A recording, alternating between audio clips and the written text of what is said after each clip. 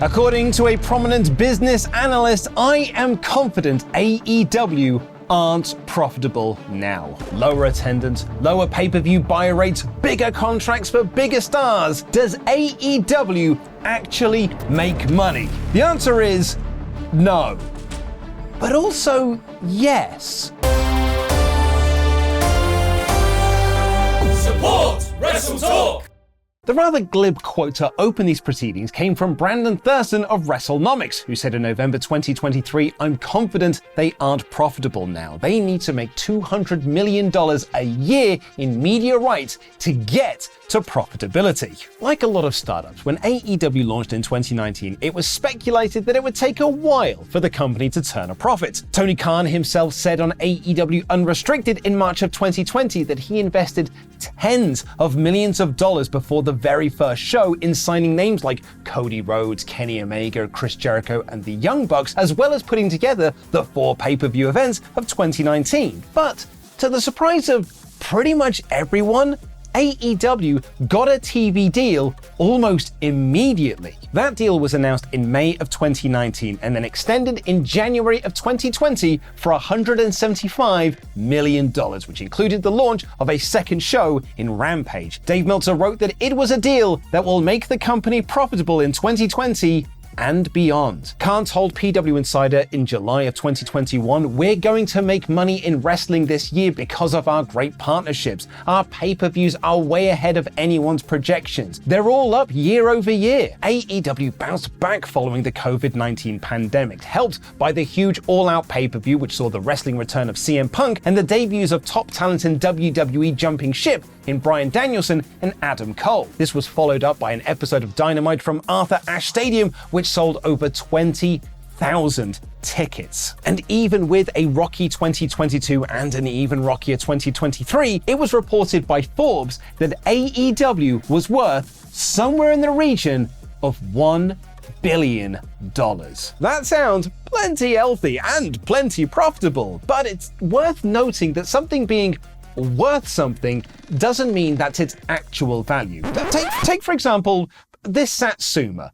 This cost me less than £1 to buy from my local Sainsbury's, but if someone paid a tenner for it, then it would be worth £10. They paid over the odds for it, but this Satsuma to them is worth £10. A better example, a real-life example of this is this one-of-a-kind Magic the Gathering card from their Lord of the Rings IP crossover. This is one of one. There isn't another card like this in the whole world. I won't go into the full story of how he got it, but a chap named Brock Trafton opened the pack that had it. And while he would have loved to have kept the literal one ring to rule them all, he sold the card to the rapper Post Malone. But how much for? Because really, it has no value. It's a one-of-a-kind. Its only value is how much Post Malone was willing to pay for it, which was rumored to be between $1 and $2 million.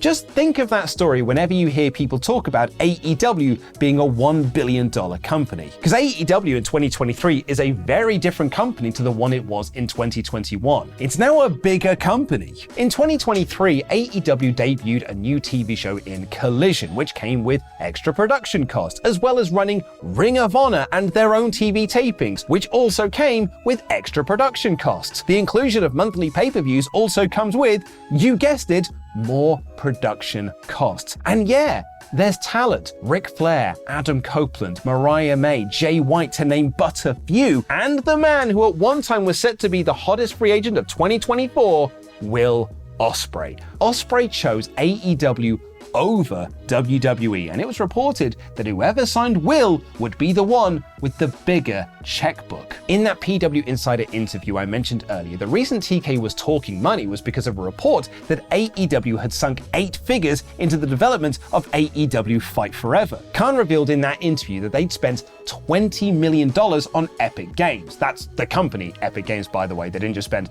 $20 million on loads of copies of Final Fantasy VII. So yeah, look, there's loads of money being spent on talent, on video games, on production, especially when you compare it year on year. So where is the money being made? In ticket sales, right? Uh-oh. WrestleTalk revealed that ticket sales for AEW Dynamite on Thursday 24th in Chicago were just over 3,500. In 2022, that was just under 5,000. In 2021, it was over 7,000. But unlike those previous 2 years, though, AEW were not essentially running against WWE, who decided to put on their Survivor Series pay-per-view in the same market and on the same week that Dynamite have run for the week of Thanksgiving for 3 years in a row. I'm sure that was just a coincidence. But WWE did it for a reason, and they proved they were a hotter ticket in town. Survivor Series was well on its way to selling out, and then they opened up even more seats by removing the LED board and basically sold the show out again. They then opened up more sections to sell it out 3 times over. Ticket sales have been a big talking point for All Elite Wrestling in 2023 as the company tries to recover from a 2022 that saw fan interest dip, while at the same time competing against a WWE who was much hotter than it was 2 years ago. Seemingly every week there's a photo from Dynamite or Collision showing how empty the building is, which has echoes of when SmackDown and Raw had the same photos during the latter years of the Vince McMahon era. Sure, the Chicago sales for Dynamite could be attributed to its Thanksgiving, though that hasn't hurt it in the past, but also the loss of CM Punk, who was fired by All Elite Wrestling in September 2023 by Tony Khan after an incident at All In at Wembley Stadium. Speaking of All In, it was the big pay-per-view success of 2023, so it's not all doom and gloom. Though the official attendance will never truly be confirmed, it's somewhere between 72 and 85,000 according to the local council. The official ticket sales, according to AEW at the very least, for the show put it at over 81,000. It was also a big pay-per-view buy rate for the company, revealed on the media call for Full Gear as 200,000 buys, which is the second biggest show they've ever done behind Double or Nothing 2022 and All Out 2021. Those positives cannot be said for all the other shows though. All Out, which took place a week later, drew 115,000 pay-per-view buys, and Wrestle Dream the following month in October did around 100,000. That 115,000 pay-per-view buys for All Out does sound good on paper, especially because it came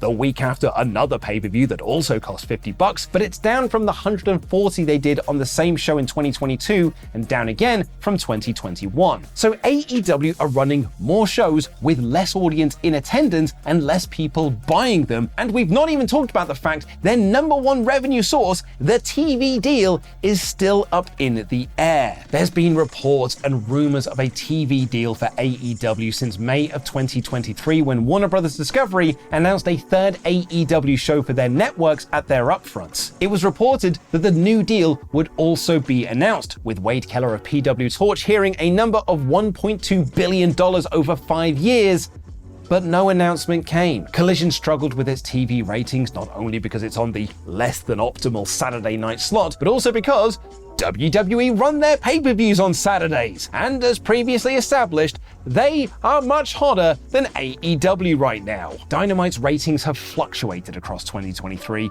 particularly in the final few months as it competes against sports. It's had highs of under 900,000 and lows of just over 600,000. And although WWE announced 2 big TV deals, a 40% increase for SmackDown and a reportedly 70% increase for NXT, there's still nothing concrete for All Elite Wrestling. So yeah, there's a lot more money being spent than the past few years, and seemingly not as much money as there once was coming in. But let me take you back to that Epic Games quote from PW Insider in 2021, because one could look at that as spending $20 million on Epic Games, or perhaps more smartly, you would say it was investing. Let's look at the full quote from Tony Khan. "We put $20 million into Epic Games, which looks pretty smart now, because it's worth a lot more than that now. This year is a profitable wrestling year for us, and making a big investment in gaming is a good thing." Not only did Khan invest in gaming, he also told PW Insider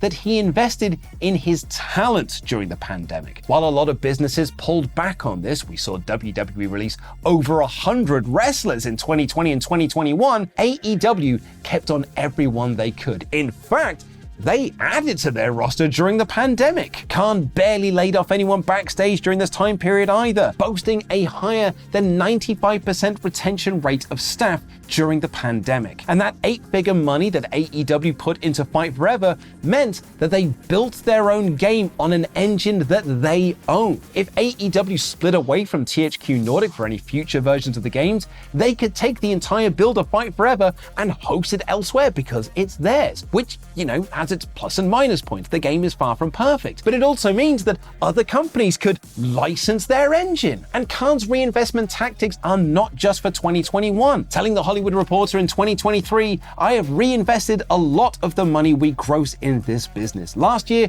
we grossed over $100 million.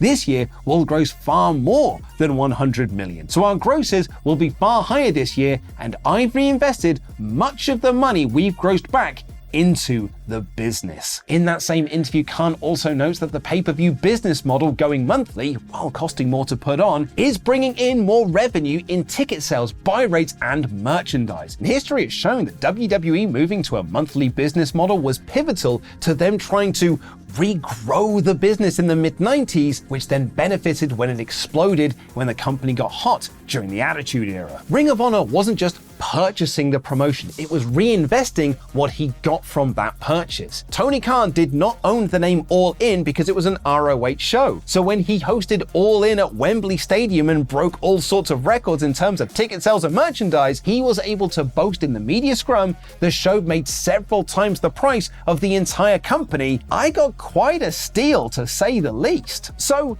is AEW profitable? No, but also yeah. Even if AEW got that $1.2 billion deal from Warner's as Wade Keller originally reported, or they got that $200 million that Brandon Thurston thinks they need, Khan would just reinvest it elsewhere, whether that be in video games, in staff, in talent like Will Ospreay, or whatever other part of the business he felt needed expanding. When The Hollywood Reporter asked him if there was a magic number he would need to hit in order for the company to be quote-unquote profitable, he just said, "I typically talk about how I reinvest a lot of money." The other thing to note about AEW is that, unlike WWE, they're not a publicly traded company. They don't have shareholders. They don't have profit margins. They don't have a board to answer to. Just like he did when he spent tens of millions on Chris Jericho and Kenny Omega to get the company started in 2019, Tony Khan is playing the long game by investing money to bolster sections of AEW